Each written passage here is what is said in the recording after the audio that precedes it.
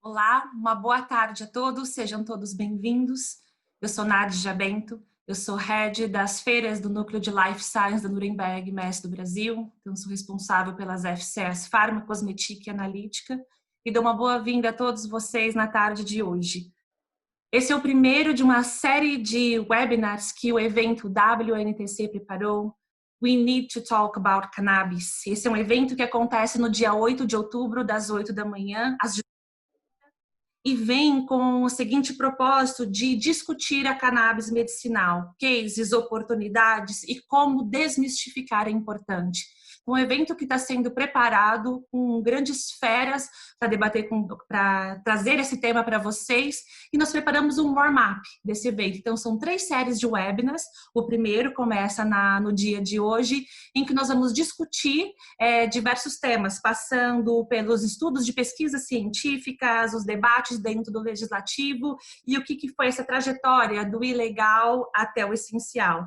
Então, sejam todos muito bem-vindos. Esse webinar ele está sendo gravado e ele, a partir de 2 dias, ele estará disponível nas nossas plataformas digitais da FC Pharma e da FC Cosmetic.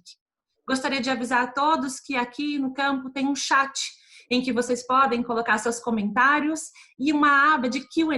Então, destinem as suas perguntas nesse local e no final do debate temos o maior prazer em trazer elas aqui para os nossos convidados discutirem com vocês. Antes de apresentar a vocês esse time de peso que está aqui na nossa tarde de hoje, eu gostaria de alguns agradecimentos. Então, em primeiro lugar, claro, a Biquif, que é co-realizador do WNTC conosco. Então, Norberto Prestes, Carolina Celani, muito obrigada aí pela parceria. Claro que aos nossos patrocinadores, em Torrid Lab, então, Tarso Araújo, obrigado pela confiança. E a Indeov, Camila Teixeira e Carolina Nossetti, muito obrigada, nosso agradecimento a vocês. Farm Innovation, grande parceiro nosso de mídia, então Murilo Marques, Francine Laurindo, também o nosso muito obrigada.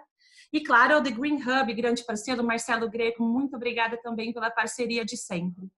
Então, todos esses agradecimentos feitos, gostaria agora de apresentar a vocês quem são esses feras, esses grandes nomes que gentilmente cederam o seu tempo para dividir todos esses anos de estudo com o tema da cannabis, e hoje a gente vai falar como é que a cannabis está sendo estudada, pesquisada para tratar pacientes com Covid. Muito se fala, muito se lê, mas o que a ciência traz para cada um de nós? Então temos aqui 3 feras que vou apresentar para vocês nesse exato momento.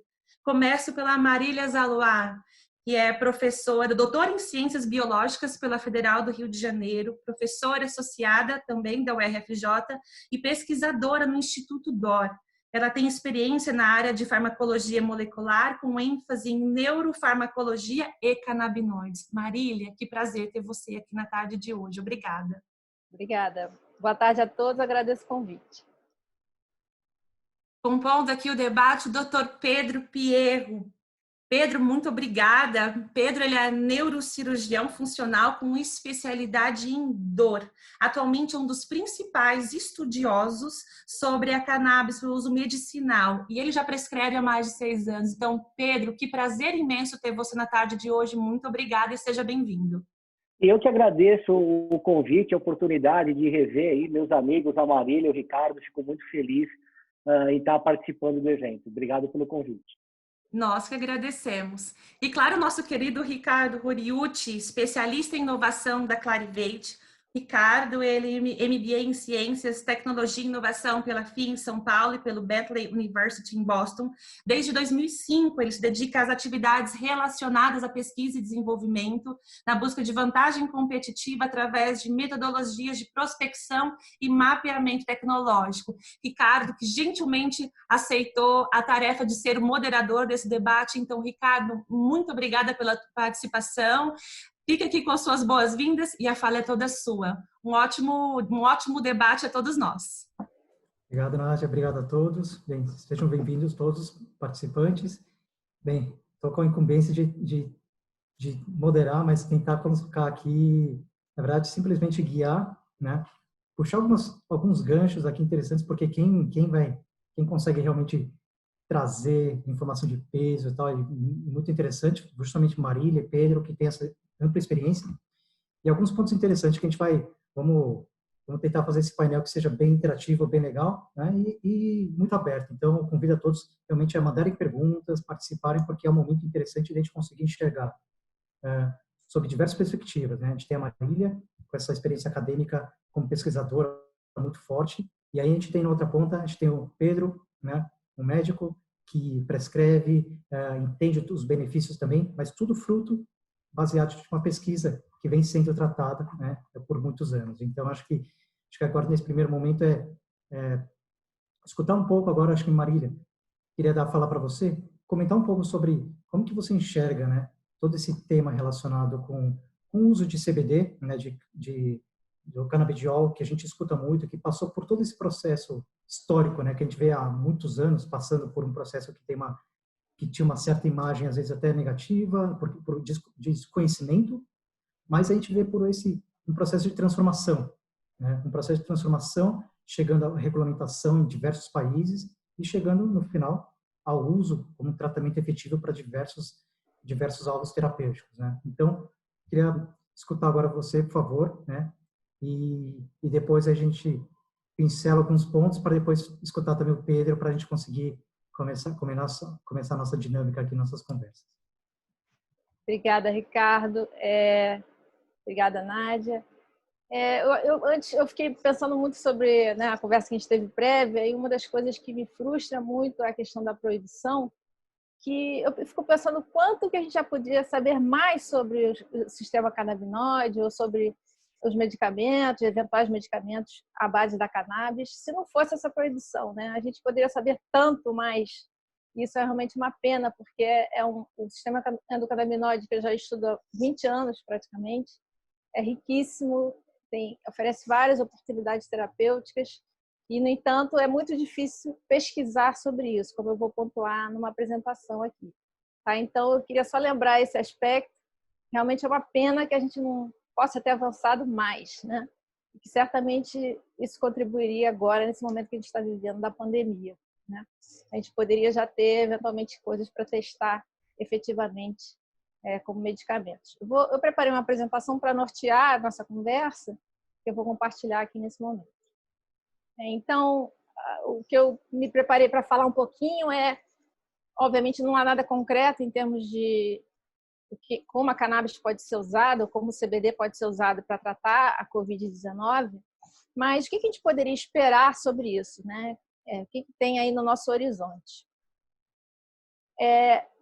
E eu queria pontuar que no século XIX, no início do século XX, vários medicamentos eram feitos à base de cannabis. E, no entanto, isso foi interrompido por causa da proibição que eu já mencionei. De novo, a gente já poderia saber muito mais. Eu tirei essa foto no Museu da Cannabis em Barcelona, que mostrava vários desses medicamentos que eram usados naquela época, né, para vários fins.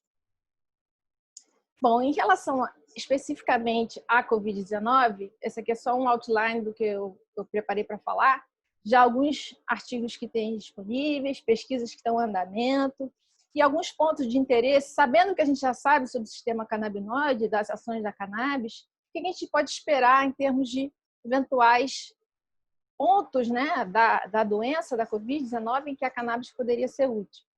E também falar um pouquinho da dificuldade de se pesquisar sobre esse assunto, no Brasil e em outras partes do mundo. Bom, em relação à Covid-19, eu vou falar um pouquinho desse trabalho que foi publicado esse ano, obviamente, que ele aponta que o tratamento com extratos da cannabis podem ser úteis para prevenir a infecção. Eu vou explicar um pouquinho mais sobre isso. Existem vários relatos de que o CBD e outros canabinoides têm uma ação antiviral, então essa é uma possibilidade. Um dos aspectos mais importantes da Covid-19 é a inflamação pulmonar, né? Quer dizer, a infecção do pulmão e a redução da capacidade pulmonar. Certamente Pedro vai poder falar isso melhor que eu. Uma outra questão que acontece em pacientes graves da Covid-19 é a chamada tempestade de citocinas, que é uma inundação do nosso corpo com essas citocinas, que são moléculas que a gente produz para sinalizar a inflamação. Inflamação, essa sinalização normalmente é útil para mobilizar o sistema imune, mas quando ela está em excesso, quando ela está nesse momento de tempestade, ela pode ser prejudicial. Aí, e eu, como neurocientista, a gente sabe muito bem que essa tempestade de citocinas para o cérebro pode ser péssima, né? Por exemplo. Outra questão que acontece para alguns pacientes graves da Covid-19 são questões em relação à coagulação. A gente tem eventos hipercoagulantes que formam trombos e, eventualmente, promovem acidentes vasculares cerebrais, cardíacos, etc. E existem relatos de que alguns canabinoides poderiam ter essa ação anticoagulante.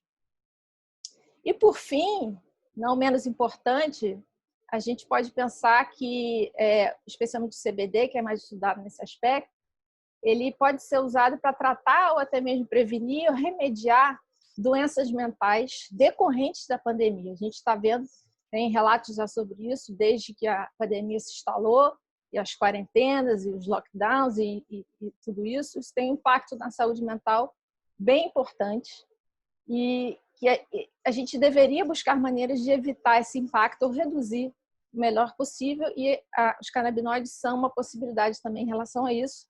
Talvez o Pedro comente um pouquinho mais. Em relação a essa ideia da prevenção, esse artigo que saiu na forma de pré-print, né? O que quer dizer o pré-print?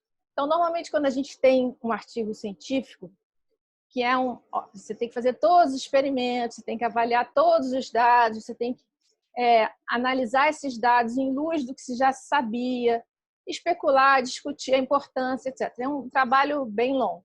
Além disso, o pesquisador faz isso, né? O seu grupo faz isso, ele submete esse artigo para uma revista científica em geral. E essa revista científica chama um painel de outros pesquisadores que entendam daquele assunto, ou daquela técnica, ou daquele tema, para avaliar criticamente esse artigo. Isso é um processo que a gente chama de revisão por pares. Tá?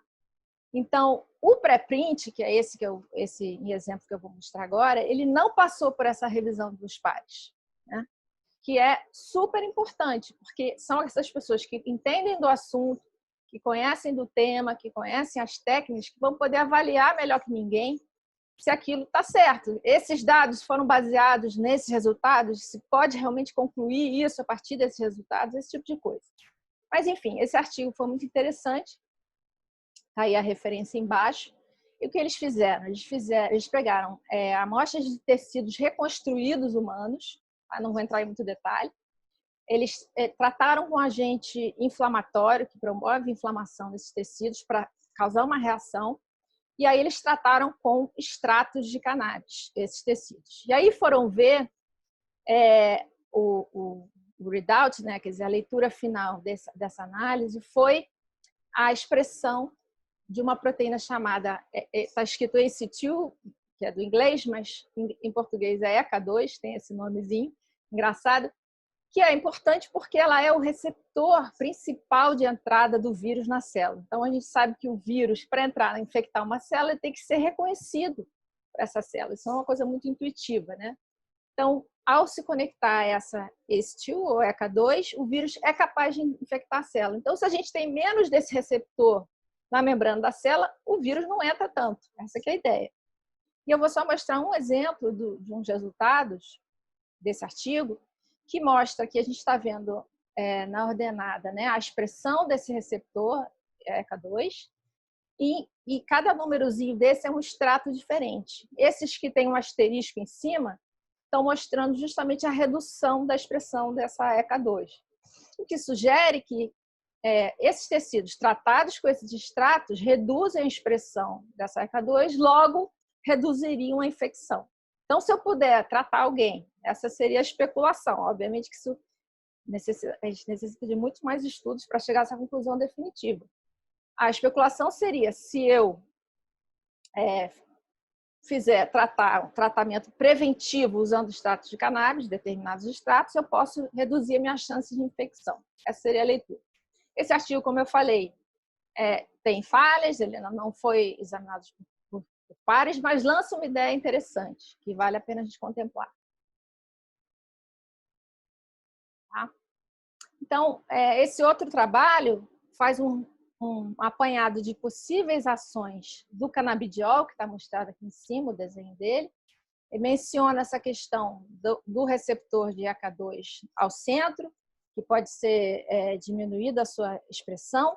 Do lado esquerdo, a gente está vendo as ações anti-inflamatórias do canabidiol, que são bem conhecidas. Então, toda essa questão da tempestade de citocinas, que poderia ser prevenida, né? Isso é uma especulação, né? Isso seria uma hipótese, poderia ser prevenida na Covid-19. Além de, do lado direito aqui, que tem um pulmão desenhado, a gente poder também reduzir essa inflamação pulmonar, que é tão crítica nesses pacientes, né? Então, esse artigo lançou hipóteses terapêuticas possíveis para o canabidiol no contexto da Covid-19. E, além disso, nesse outro trabalho que eu mostro aqui, uma ilustração, na verdade, aponta as questões de problemas vasculares que decorrem da Covid-19. Então, na metade da esquerda dessa figura, a gente tem os tecidos saudáveis, o bronquíolo, as trocas gasosas acontecendo, a vasculatura normal. E do lado direito, a gente tem, na presença do coronavírus, a liberação de citocinas estão ali ilustradas, os problemas vasculares de aumento de coagulação, de vazamento dos vasos, isso tudo que contribui para a Covid-19 propriamente dita, a doença. E aí eu pontuo aqui com essas folhinhas alguns, né, esses tópicos em que os canabinoides ou a cannabis poderiam ser úteis, né? Então, na infecção, na prevenção da infecção, na tempestade de citocinas, na inflamação de modo geral. Mas, por outro lado, há relatos, e aí eu coloquei em preto aqui, de que o THC, que é um dos componentes da cannabis, né, ou os canabinoides sintéticos podem causar mais eventos trombóticos ainda, embora o CBD seja o oposto. Então, tudo a gente tem que olhar com cautela, né, em relação a isso também. Em relação à doença mental, né, esse é um dado de um artigo feito examinando-se pacientes, né, pessoas que passaram pela pandemia antes da gente, lá na China. Essas pessoas relataram, mais da metade das pessoas relataram, que houve um impacto negativo, né, psicológico na pandemia. Então, realmente, a gente pode esperar que isso vai ser uma coisa crítica, mesmo depois, quando a gente já puder sair de casa e frequentar o trabalho normalmente, as escolas, as universidades. Então, a gente tem que estar ligado nisso e qualquer coisa que puder nos ajudar nesse sentido, né, de mitigar esse problema, deve ser pensado e contemplado. E, finalmente, em relação a fazer pesquisa com canabinoides no Brasil, eu fiz assim um timeline, só para ter uma ideia, foi um bom exercício fazer essa reflexão. Desde que eu me integrei à equipe do IDOR, em 2016, a gente vem tentando obter uma licença especial, né, uma autorização especial para pesquisa com substâncias controladas, que chama AEP, que é emitida pela Anvisa. E aí a gente passou por vários périplos que eu estou relatando aqui muito resumidamente para conseguir essa autorização, e a gente tem. Então, a gente pode comprar e utilizar na pesquisas pré-determinadas, cujos projetos foram aprovados, etc., pela Anvisa. Agora, mesmo assim, na hora de comprar, e essas coisas não são produzidas no Brasil, de modo geral, é difícil, porque, por exemplo, os Estados Unidos tem o órgão DEA, que controla, né, fala sobre as substâncias controladas, e aí não pode sair do país porque a gente não tem uma autorização da DEA. Enfim, uma série de complicações, só para mostrar que também a legislação tem mudado muito rapidamente. Então, por exemplo, o canabidiol, até anos atrás, não era controlado aqui. Para pesquisa, a gente conseguia comprar em pequenas quantidades. Agora, não. Já está na lista da Anvisa, que é atualizada a todo momento, incluindo novas substâncias que, conforme elas vão sendo desenvolvidas ou conhecidas, etc. Então, só para mostrar Marília, que a gente está num périplo de anos aqui para poder Marília, fazer isso. Diga. Legal que você está mostrando para a gente, né, todo o histórico assim, de como qual foi o caminho nessas jornadas que você foi percorrendo, né, para conseguir usar, obter, né, justamente material para fazer pesquisa aqui no Brasil. Mas só para esclarecer um pouquinho, quando você fala assim, obter a IP, né, só para explicar para o pessoal o que significa obter uma IP, né, o que significa, né, justamente, e por que é necessário para a gente conseguir trabalhar aqui no Brasil. Exatamente. Então, se a substância é controlada pela Anvisa, e isso inclui não só drogas de abuso, mas também medicamentos, coisas que a gente pode comprar na farmácia, por exemplo, com uma prescrição médica, isso requer que qualquer instituição de pesquisa tenha uma autorização da Anvisa para adquirir essas substâncias e utilizá-las na pesquisa. Assim como farmácias de manipulação também tem que ter, né? Então, no caso da pesquisa, essa autorização se chama AEP, a Autorização Especial para Pesquisa, e a gente submete uma série de documentos, comprobatórios, né, todo o nosso histórico de trabalhos científicos, enfim, uma série de... A gente sabe que nós somos muito bons de burocracia, então não falta papel e carimbo e coisas que cada renovação você tem que mandar novamente, enfim. E uma das coisas são justamente os projetos nas quais essas substâncias se encaixam e fazem sentido cientificamente. Isso é analisado por eles até a gente ter essa aprovação. As autorizações anteriores que a gente teve eram de 1 ano, agora a última foi por 2 anos. Então já facilita um pouco, porque quando a gente vê, já tem que fazer uma nova autorização, entendeu? E a gente nem conseguiu comprar as coisas ainda.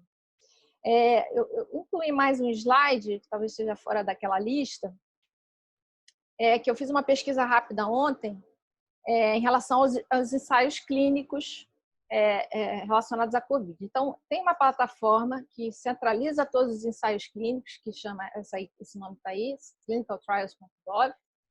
E aí eu fiz uma pesquisa lá, canabinoides e Covid-19, cannabis e Covid-19, e aí estão listados os resultados dessa pesquisa. E, na verdade, nenhuma dessas pesquisas visa usar cannabis ou canabinoides ou qualquer coisa relacionada para tratar ou para prevenir a Covid-19. Tá? Então, apesar de existirem 2.200 testes, né, clínicos em andamento ou para começarem relacionados à Covid-19, não há nenhum que contemple essa possibilidade por enquanto. Isso foi um dado de ontem. Por outro lado, eu já fiz uma pesquisa com uma outra substância que não tem nada a ver, que é chamada colchicina. Ela tem 10 ensaios com a... Então, quer dizer, não sei qual é a razão para não estar ainda em realização. Quer dizer, eu sei, é difícil. Né? Qualquer pesquisa com esse assunto é mais difícil, mas vamos aguardar que esses ensaios clínicos venham a acontecer em breve, espero que sim, né? E que as pesquisas avancem também nos ensaios pré-clínicos, que a gente chama aqueles do laboratório, feitos em animais também, que dão suporte importante para os ensaios clínicos também, claro, né? E é isso. Para a gente poder fazer esse suporte pré-clínico, eu quero defender aqui puxar a brasa para a nossa sardinha. A gente precisa de modelos humanos para pesquisar os canabinoides in vitro, e é o que a gente procura fazer, né, nessa parceria do IDOR com a UFRJ. A gente busca desenvolver esses modelos humanos, que obviamente não, por exemplo, esse aqui que vocês estão vendo é uma neurosfera, ela tem neurônios, ela tem células gliais humanas, ela não é o cérebro humano, claro que é muito mais complexo e incrível do que isso, mas ela é uma maneira de você começar a entender o que aconteceria na célula, né? Ou no neurônio, na glia humana. Então, eu defendo essa ideia que complementa perfeitamente os estudos com animais, que, por sua vez, vão dar um suporte, uma bagagem para aí sim a gente chegar nos ensaios clínicos e aí realmente avançar em termos de terapêutica para todos esses problemas, incluindo a Covid. E aqui eu encerro a apresentação, eu agradeço muito e estou pronto para debater com todos. Muito bom, Marília, muito bom. Obrigado por compartilhar um pouco do seu conhecimento. Dá para ver que tem muito a se fazer ainda, né? Mas é interessante, muito a mensagem que dá para perceber é que para a gente conseguir realmente chegar no resultado e saber realmente qual que é a aplicação, quais são os benefícios que qualquer composto possa ter, né? Não necessariamente só o CBD, mas pensando como ciência como um todo, qualquer composto tem todo um processo a ser seguido, né? Tem todos os protocolos, você tem que ter uma metodologia científica, todo um crivo para conseguir garantir que aquilo realmente tenha o efeito, né, que foi encontrado nos experimentos, nos testes, realmente possam ser fundamentados, né, para depois chegar na ponta, até no desenvolvimento de um produto, conseguir chegar nas mãos da sociedade, né? E eu vou colocar agora só uma imagem, assim, só para fazer um gancho, para que o Pedro já possa entrar aqui e já compartilhar também com ele esse vasto conhecimento que ele tem. Pensando um pouco nessa linha, né, do que a Maria estava comentando com a gente, o que a gente percebe, só pensando assim, a gente está falando de pesquisa, né, então a gente vê que até chegar na mão, né, nas nossas mãos, um produto, ela é fruto de um desenvolvimento, né, muito intenso. Então a gente vê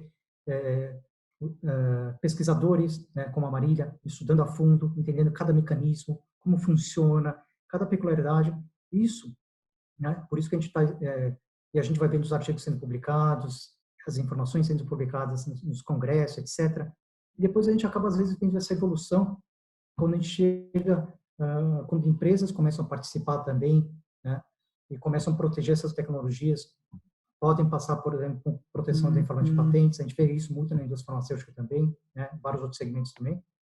E depois até chegando lá no nosso produto, né, que chega lá nas nossas mãos. Obviamente, não é uma linha tão rápida, mas essa imagem mostra muito de que até chegar na nossa mão, nas nossas mãos, um produto, ele necessita de um esforço muito grande, né, de pesquisa, desenvolvimento, né, seja privado, seja público, né? E aí, pensando um pouco no canabinoide, né, no CBD, todos os outros compostos variantes, né, da planta, alguns estudos que a gente a gente viu, né, só compartilhando alguns aqui, só para o Pedro fazer o nosso gancho, a gente olha que tem inúmeras aplicações hoje, né? Existem vários compostos e com várias aplicações para vários alvos terapêuticos, né? Então, isso mostra o grande potencial que tem. Como a Marília bem falou, muitas coisas ainda não se sabe tanto por conta de proibições, etc., né? Mas aí, fazendo esse gancho, e já voltando aqui para o Pedro, Pedro, como que você, na ponta, né, como médico, que você enxerga toda essa necessidade dos pacientes que você hoje atende, e nessa sua jornada que você já comentou, que já tem prescrito o uso de CBD para vários pacientes, como que você enxerga como foi esse seu desafio, né, de conseguir começar a utilizar, prescrever, né, aqui no Brasil, né, e qual a importância, como que você vê essa conexão de toda essa importância da pesquisa que a Marília faz, né, e outros cientistas fazem para conseguir fundamentar uma pesquisa para que você possa ali na ponta prescrever? Muito obrigado, Ricardo. Primeiro, queria parabenizar a Marília, né? A aula da Marília, assim, ver a Marília explicando ciência é quase a mesma coisa que você ver Pelé jogando bola, né? Parece que é fácil, né? E é um negócio muito difícil que ela faz com uma maestria muito grande, então a coisa parece que é fácil. E eu já tentei algumas vezes, né? A gente conseguiu unir os nossos grupos para fazer algumas pesquisas em colaboração, e aquilo que ela falou, né? A dificuldade da gente conseguir fazer com as normas que nós temos é muito grande. Não é falta de interesse, não é falta muitas vezes de patrocínio, é falta de regras claras e de uma facilidade para a gente conseguir fazer, né? Então, o grupo da Marília eu já acompanho há um tempo e é com certeza um grupo campeão. E ver uma aula dela sempre é muito motivador. Eu prescrevo produto à base de cannabis, Ricardo, desde 2013 para 2014, né? A Anvisa, ela queria inicialmente o paciente da neurocirurgia funcional, que era o paciente que já tinha sido operado de epilepsia, já tinha sido operado de transtornos de movimento e mesmo assim não tinha tido uma melhora. Então, na época, se entendia que era o verdadeiro paciente compassivo. Primeiro você abre a cabeça, depois você dá um remedinho à base de plantas, né? E daí, né, que a gente teve a a ideia, sabendo toda essa dificuldade, de fazer o que vocês veem aqui atrás, o SEC Medical, que é uma clínica especializada uma clínica de especialidades, onde a gente utiliza a cannabis medicinal como uma das ferramentas. Ela é uma startup acelerada pela The Green Hub. Então, junto com isso, o que nós observamos, tá, é que existe uma motivação muito grande para as pessoas utilizarem a cannabis para uso medicinal.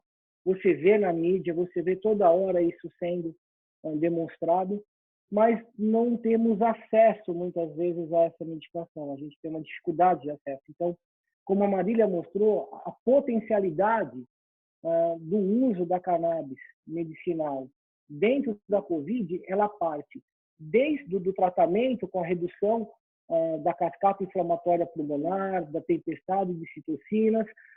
Ela tem um apelo, né, uma teoria que ela pode diminuir a chance das pessoas se infectarem quando você reduz os receptores à ECA, mas isso são coisas que necessitam ainda de estudos, né? A gente tem andando algumas dessas perguntas, o nosso grupo, junto com o grupo da Marília, a gente quase conseguiu fazer um estudo clínico, né? Bateu na trave. Mas aquilo que se refere aos transtornos de afetividade provocados pelo confinamento, por essa pandemia, isso as coisas estão bem claras, né? O estudo que a Marília mostrou, né, que 53% das pessoas apresentam algum grau de transtorno afetivo.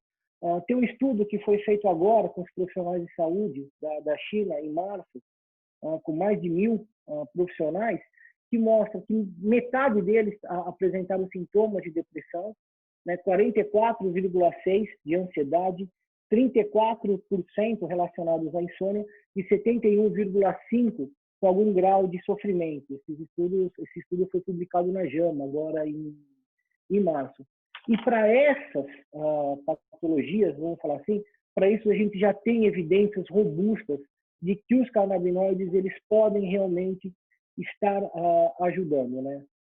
As vítimas do Covid não vão terminar com o término da pandemia. Isso a gente sabe que isso vai continuar por um tempo, e a gente já observa isso nos países aonde o pico já passou. E aí que vem um grande problema que nós temos, que é o acesso a essa medicação. Né? Quando o acesso ele é deficiente, as pessoas acabam procurando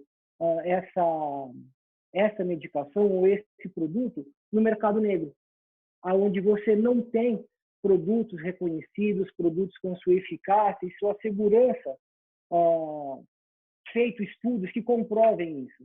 Então, se você pega aí um óleo, onde você tem contaminação de metais pesados, você tem plantas que foram usadas, organofosforatos, pesticidas, agrotóxicos, nós estamos pegando tudo isso e colocando dentro do óleo e dando para uma pessoa doente, né? Ou para uma pessoa que tem a saúde fragilizada e é onde nós estamos tentando restabelecer ou prevenir alguma coisa.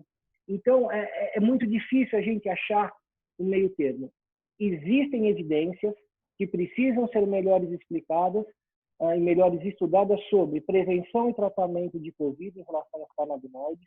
Nós já temos evidências robustas que os canabinoides, principalmente o canabidiol, têm uma ação importante contra os transtornos da afetividade, só que, por outro lado, nós temos que ter a segurança dos produtos ofertados. Perfeito, perfeito. Muito bom, Pedro. Você conseguiu explicar, obrigado, Ricardo. Esclarecer vários pontos aqui, para acho que não só para mim, mas para muita gente, para todos os participantes aqui. E estou vendo, então, chegando algumas perguntas aqui, e uma delas, né, acho que os dois têm como contribuir aqui, é sobre se já tem algum tipo de conhecimento relacionado com canabinoides sintéticos, mas que tenham eficiência, né? Eu não tenho experiência com canabinoide sintético.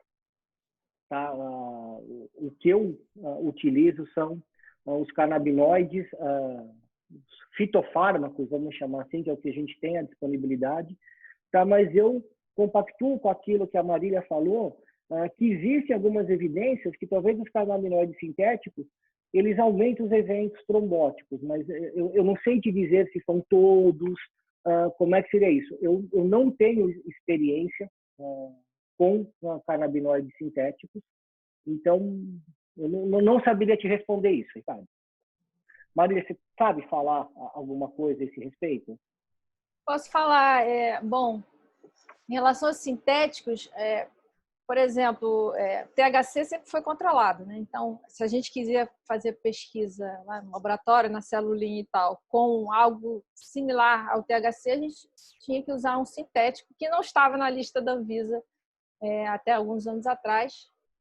Então, que tinha uma ação nos dois receptores, CB1 e CB2. Então, a gente poderia usar como modelo que o THC faria. Então, muitos trabalhos foram feitos com essas substâncias.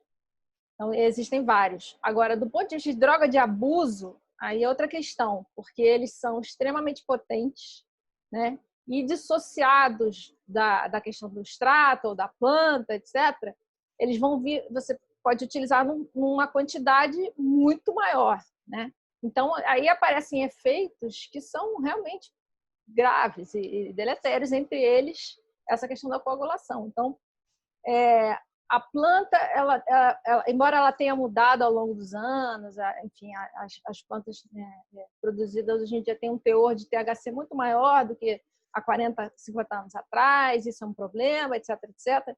Mesmo assim, a planta oferece uma certa segurança do ponto de vista da quantidade consumida, além da questão do efeito comitiva, né, que se estuda muito. Quer dizer, você tem o fitocannabinoide, centenas de fitocannabinoides ali em conjunto, você tem terpenos, um monte de outras substâncias que juntas culminam com um determinado efeito. E umas vezes, né, até falam que, por exemplo, o CBD compensa efeitos ruins do THC e assim por diante. Então, você tem uma certa compensação e segurança no extrato ou na planta, diferentemente do sintético, que não tem. É só ele, e ele é extremamente potente, e ele está sozinho e pode ser ingerido ou enfim, utilizado por quaisquer vias, uma quantidade muito maior do que o consumo da planta ou dos extratos. Não sei se respondi a pergunta. Os dois tocaram de alguma maneira no tema, obviamente, né? Então, e pensando um pouco assim no que você tinha comentado, né? Tanto os dois comentaram, mas como que esse desafio de conduzir pesquisas, né, relacionado com o CBD, que você vê aqui no Brasil, né? E nessa sua experiência também, como que esse tipo de pesquisa era feito fora, né? Então, por exemplo, você comentou que a Marília tem experiência lá na Universidade da Califórnia, em São Francisco, né? Como que você vê essa diferença entre os temas, a forma como é pesquisada, né? E o impacto, consequentemente, depois pro paciente? Olha, apesar de eu ter feito pesquisa na Califórnia, que obviamente está na vanguarda dessa questão, né? Isso foi há 20 anos atrás, quase, né? Eu voltei em 2004. E naquela época não era muito diferente do que aqui. Realmente a gente não conseguia, para trabalhar com substâncias controladas, e em nível federal isso era extremamente rígido, né? Inclusive a gente copia deles, né? Não era, a gente também não conseguia THC, nada disso para fazer pesquisa. Determinados laboratórios que tinham linha de pesquisa em abuso de drogas e assim, aí esses conseguiam. E aí, talvez mais fácil, porque as próprias empresas que produziam e forneciam estavam lá nos Estados Unidos, né? Então, a gente ainda tem essa questão alfandegária em cima, que acho que ainda dificulta mais ainda. Então, enfim, naquela época não era tão diferente. Imagino que agora seja um pouquinho mais fácil, na Califórnia especificamente, mas naquele momento não. Eu acho que, Ricardo, essa questão das pesquisas, né, vai muito assim com a lei, né, a regulamentação de cada país, né? Então, só para conceituar, né, quando tem o professor Rafael Mechoulam, da Universidade Hebraica de Jerusalém, que é um dos grandes pesquisadores, foi um dos precursores de tudo isso, né? Um dos estudos que ele fez, né, o começo de tudo, né? Isso está no filme dele, chamado The Science, tem isso bem demonstrado. Ele conseguiu um material para pesquisa através da polícia de Israel, que cedeu para ele 5 quilos de haxixe. E ele pega na delegacia esse haxixe, põe na mala dentro de um ônibus e sai de Tel Aviv para Jerusalém com um cheiro infernal dentro do ônibus, ele se refere. E aí ele faz os estudos primeiro com primatas, na hora que ele identifica que um dos macacos tem uma sonolência, que vê que é um tal de THC, que tem ali dos 4 fitocannabinoides. O que ele faz? Ele pega o THC e pede para a esposa dele, a Ayla, fazer 2 bolos. Um com THC e outro sem. E convida 10 alunos da universidade para ir na casa dele comer um bolo. 5 comer com THC, 5 sem, e ele faz uma descrição, né, uma observação daquilo que vem. Até inclusive dessa observação, né, como as pessoas referiam que um dos sentimentos era felicidade, né, eles acharam depois que o THC os canabinoides estavam envolvidos com a felicidade, hoje a gente sabe que não. Tá? Mas aí o primeiro cannabinoide, o primeiro canabinoide endógeno, ele tem o nome de anandamida justamente por isso. Ananda, em sânscrito, significa felicidade extrema. Então, assim, vai muito de país para poder fazer essa pesquisa e os comitês de ética estarem aceitando. Uma das pesquisas que eu tentei fazer com a professora Marília, que envolvia essa questão dos canabinoides com profissionais da área de saúde, a primeira coisa que foi questionado foi: bem, você vai dar a canabinoide para médico, e se esse médico cometer alguma imprudência e falar que é por conta dos canabinoides? Aí o comitê de ética já deu uma parada. Então, isso vai muito dos países, mas em todo lugar é muito difícil você conseguir a matéria-prima, né? Principalmente o THC. O CBD ainda a gente tem uma certa facilidade. Com agora, né, com a nova regulamentação que teve no Brasil, eu tive uma esperança que isso seria mais fácil, né? Porque as coisas estariam mais fácil para a gente conseguir a importação. Mas aí veio a questão do Covid, dólar subiu, a gente não tem produção nacional, a dolarização fez com que os produtos aumentassem o preço, isso criou-se uma dificuldade muito grande para que a gente conseguisse os insumos necessários. Então, o problema é um pouco de preconceito, né? um pouco do nome que se traz, é um pouco da dificuldade de você conseguir trazer essa matéria-prima para estar sendo estudada. Né? Mas vai muito de país para país. Agora, o que a Marília falou, né? Que a Califórnia está na vanguarda, que eles têm realmente o poder econômico para estar fazendo isso, eles têm produção, a planta está lá, eles têm grandes pesquisadores, grandes institutos de pesquisas. Então, a gente tem muita coisa da Califórnia. Israel é um pouco menor, está ali isolado, mas também assim, temos boas pesquisas de Israel. E quem quiser conhecer um pouco sobre essa questão das pesquisas, sugiro que assista um documentário chamado The Science. É bacana, vai falar bastante sobre pesquisa lá. Legal, muito bom. Então, chegando várias perguntas aqui, vou tentar ainda já ler algumas aqui para a gente conseguir atender a todos.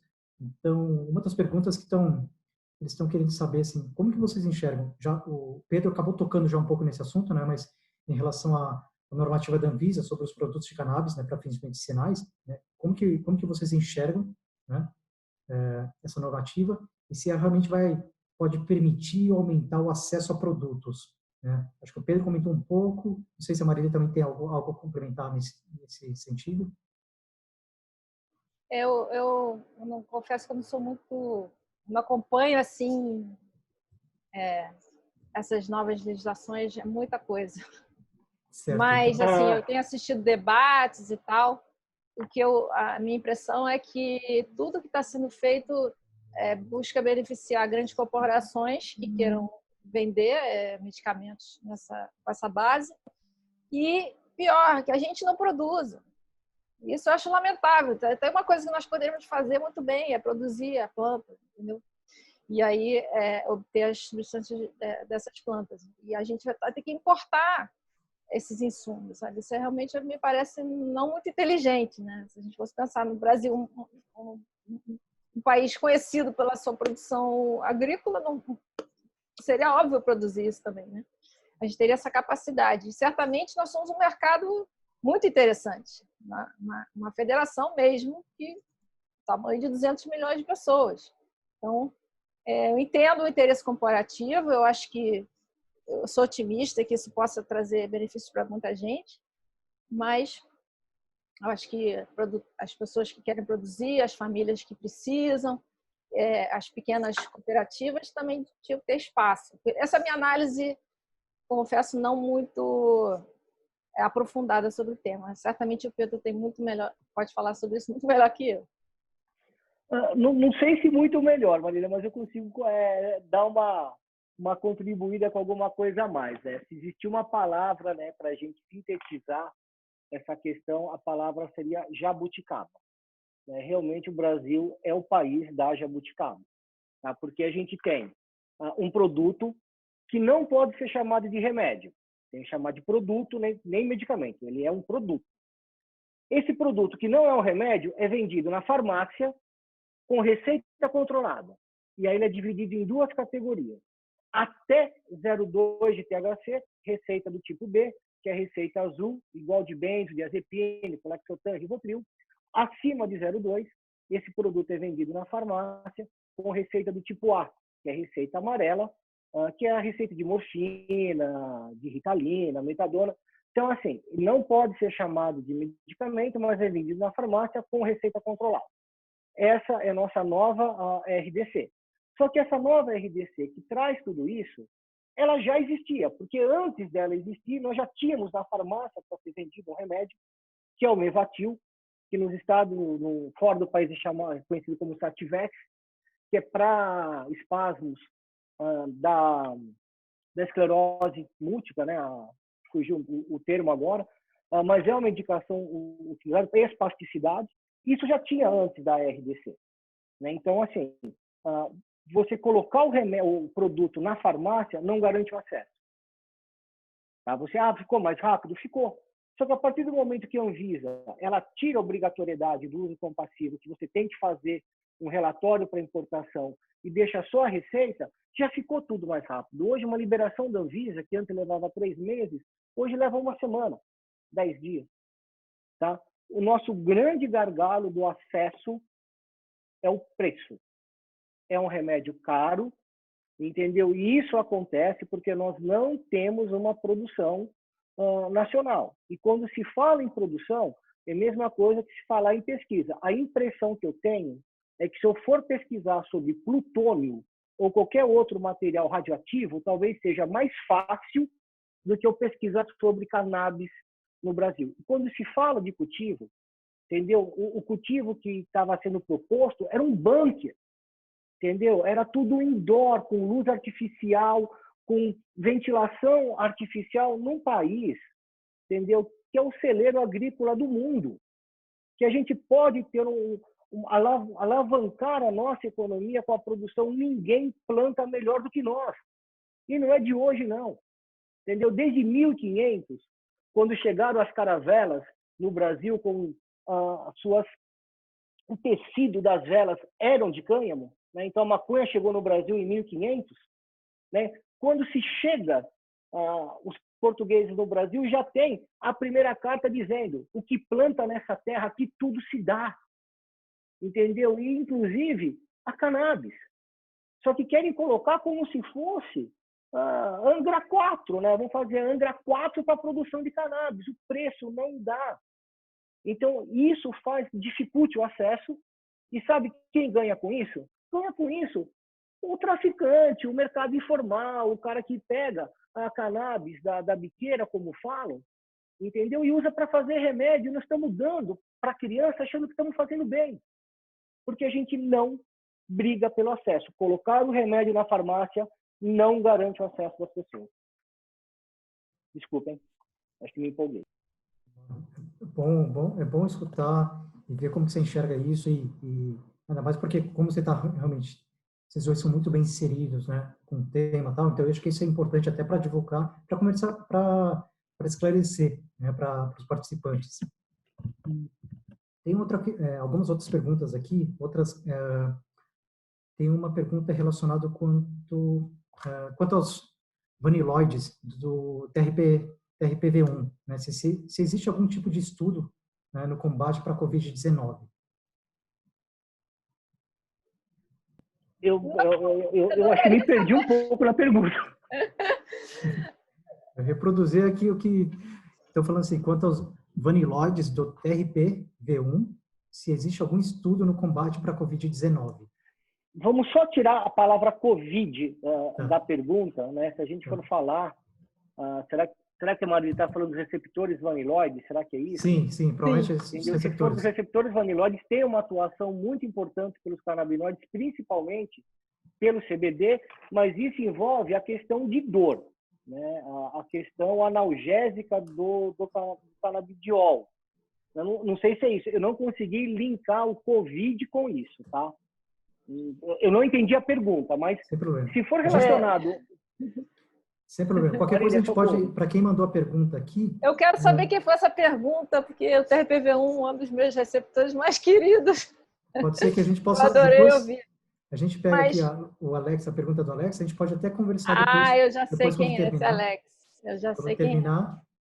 Um beijo. Depois vale a pena uma conversa. A pergunta então... Mas olha só, nem pensei nisso. Usando o canabinoides também age nesse TRPV1.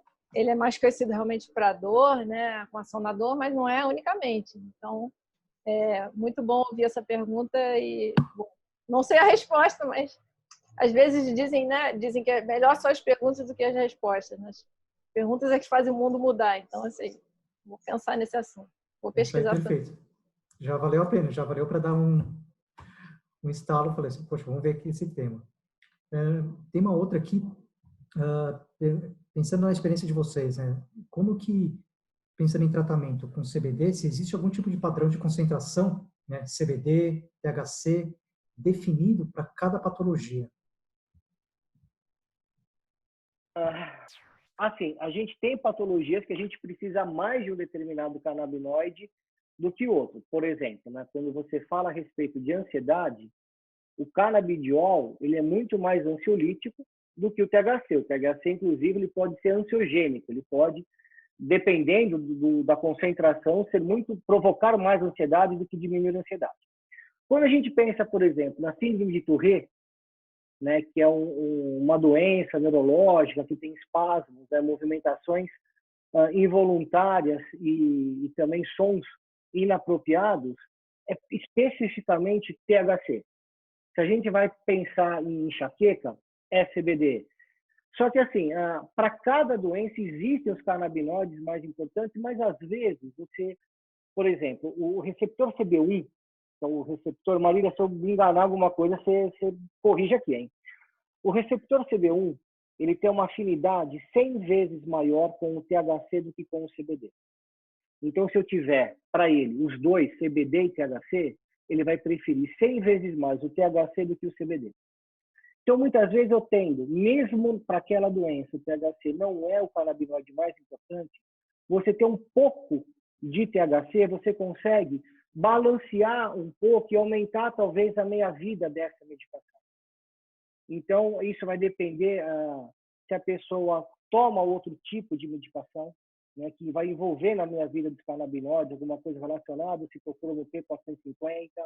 Então, em resumo, para cada patologia, você tem os canabinoides que são mais importantes, mas muitas vezes o que faz a mágica acontecer é o efeito entourage, que é o efeito cognitivo. Você precisa de outros canabinoides, né? Às vezes, um instrumento só você não faz uma sinfonia, né? Você precisa de outros para você ter uma orquestra.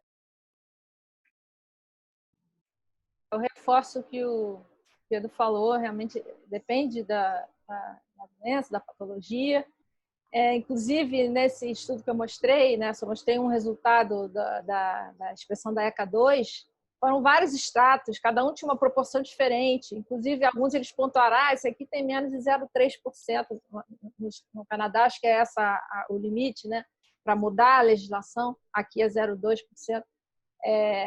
Mas sempre eram todos com mais CBD, pelo menos 3 vezes mais CBD do THC. Mas dependendo da patologia, às vezes você precisa de mais THC, menos CBD, enfim, isso tudo vai depender muito. A gente tem que testar. A gente tem que testar as proporções e a gente tem que testar os teores para saber o que é mais adequado. E essa é uma dificuldade também, né? Da pesquisa nesse assunto. E acho que isso acaba voltando àquele ponto inicial que vocês dois tinham comentado, né? Que para conseguir realmente fundamentar bem qual que é a aplicação, os efeitos, etc., isso tudo é fruto de uma pesquisa bem fundamentada, né? Para a gente realmente conhecer e chegar nesses pontos, por exemplo, qual que seriam melhores ou com tratamentos, se tem alguma concentração específica, etc., tudo isso parte, né, vai ser resultado de uma pesquisa. Né? E acho que isso vai até um pouco na linha agora de uma outra pergunta da Luísa Sampaio, que ela está perguntando direcionada aqui para a Marília, se você acha que esse grande número de pesquisas pré-clínicas indicando o papel positivo dos canabinoides, né, sobre os eventos de inflamação e fibrose tecidual, se isso tudo pode servir também como um estímulo para as pesquisas do uso de canabinoides na Covid-19. Queria agradecer a pergunta da Luzia. Um beijão para você, Luzia. Ela é fera de canabinoides, podia estar aqui falando com a gente, com certeza. Não, certamente. A questão de inibir a inflamação, a gente pode até comparar um pouco com agora o que surgiu dos corticoides, né? Da dexametasona, poder ser usada para os pacientes críticos. A dexametasona, qualquer corticoide, no início da doença, talvez não seja interessante, porque você vai inibir aquela resposta imune inicial, uma doença que pode não se agravar. Mas depois, quando a gente tem a tempestade de citocinas, aí sim, ela é útil. Essa que foi levantada pela pesquisa. E talvez a mesma questão se aplique aos canabinoides. Claro que não é exatamente comparável, né, uma ação do glicocorticoide lá no receptor nuclear, tarará, que modula toda, né, a inflamação como um todo de uma maneira muito intensa. Não seria exatamente como os canabinoides agiriam, mas a gente tem que ponderar essa questão. Se a gente inibir, se a inflamação for inibida desde o início, será que isso é ruim? Melhor a gente agir no momento mais tardio? Até se questionou, viu uma discussão sobre isso. Ontem foi Dia Internacional da Consciência da Síndrome de Dravet, muitos devem conhecer, que é uma epilepsia que acomete crianças. E essas crianças usam, né, em muitos lugares, elas usam, aqui no Brasil, inclusive, pais têm licença para cultivar a cannabis e fazer o extrato dessas plantas que são ricas em CBD. E está se questionando, e a gente está vendo que essas crianças, já teve algumas que faleceram com Covid-19, e está se questionando se justamente elas inibem a inflamação, a reação imune de uma tal forma que seja prejudicial numa fase inicial da doença, e aí tem esse problema. Então, acho que isso é uma questão que tem que ser levada em conta, mas certamente existem muitas evidências pré-clínicas favoráveis que justificariam, na minha opinião, os ensaios clínicos. Inclusive, a gente tem pesquisas que eu conheço com tempestade de citocinas num contexto de sepse, mas com tempestade de citocinas em que os canabinoides teve um efeito bem interessante. Então, acho que vale a pena ser pesquisado e vale a pena ser testado em ensaios clínicos, sim. Perfeito, perfeito. Muito bom. Eu nem senti a hora passar. Eu olhei para o relógio aqui e falei assim, a gente já está no finalzinho. E eu acho que certamente a gente teria muito mais a falar. Muitas perguntas surgiram aqui. Para aquelas que a gente não conseguiu responder, depois acho que a gente vê todo momento para conseguir responder todos, né, de alguma maneira. Queria agradecer Marília, né, pela explanação que foi super clara, a informação foi super valiosa, compartilhar com todo mundo. Da mesma forma, Pedro, né, compartilhando muito da experiência, como dessa vivência, do que você tem visto e como você tem enxergado toda da importância, né, do uso de CBD também para o tratamento, e vendo também com a Marília toda a parte da importância da pesquisa, que no final das contas está tudo conectado, né? Para a gente conseguir realmente tratar as pessoas, os pacientes de uma maneira efetiva, tudo começa ali na pesquisa, né? Então, obrigado de novo a vocês dois, né? A Nádia também, Híria, todos envolvidos para conseguir fazer esse webinar funcionar aqui hoje. Só eu que agradeço a todo mundo em nome do WNTC, em nome da FC Pharma, FC Cosmetic, toda a Nuremberg Mess. Muito obrigada pelo debate de hoje. Gostaria de pedir desculpas, porque tem muitas perguntas ainda sendo enviadas no Q&A, no chat. O nosso compromisso do webinar era até às 17 horas, então pedimos muito desculpas. Tem os nossos contatos aqui no chat, então podem entrar em contato. Eu vou deixar o meu e-mail ali também, mas replico para vocês, é o nadja.bento@nm-brasil.com.br. Então podem entrar em contato, tá ali. E fiquem à vontade, a gente tenta responder essas perguntas no outro momento. Muito obrigada, Marília, Ricardo, Dr. Pedro, por essa tarde, essa hora que passou voando, com um debate tão rico, e a sensação que fica é que temos muito mais para se discutir, muito mais para se falar, e que acho que se deixasse aqui 8 horas da noite era pouco tempo para a gente, enfim, seguir nesse assunto tão bacana. Esse webinar, então, é gravado, provavelmente em 2 dias já está disponível nas nossas plataformas digitais, e na última semana de julho temos mais um debate como esse para todos vocês, então sigam acompanhando aí, talvez nossas mídias sociais, o site da FC Pharma, e logo mais teremos mais um conteúdo do We Need to Talk About Cannabis para todos. Que tenham uma ótima tarde, muito obrigada a todos e até a próxima. Muito obrigado, prazer enorme estar com vocês, Marília, a todos. Queria só agradecer a Marta Landau e o Marcelo Calone, que se não fosse eles eu não conseguiria estar aqui hoje. Eles que estão segurando para mim as contas dos pacientes, tudo para eu estar aqui. Obrigado vocês dois, viu? Queria agradecer também, foi um orgulho participar desse evento. Realmente, we need to talk about cannabis, e foi um orgulho muito bom participar da estreia, né? E espero que outras conversas como essa aconteçam, que sejam tão boas quanto. Muito obrigada. Obrigado a todos também novamente. E acho que todo mundo, nesse momento de pandemia, super funcionou o webinar. Acho que tem muita gente assistindo de casa também. E com todos os desafios de trabalhar de casa, né? Então, obrigado a todos novamente e até uma próxima. Até a próxima, pessoal. Daqui um mês mais um conteúdo para todos. E até o evento.